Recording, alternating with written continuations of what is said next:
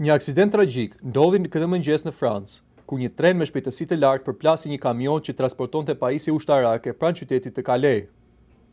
Zyrtarët e prefekturës lokale konfirmuan vdekjen e makinistit të trenit dhe raportuan për disa të plagosur të tjerë. Ministri francez i transportit, Philippe Tabarot, deklaroi në një postim se do të shkojë personalisht në vendngjarje për të vlerësuar situatën.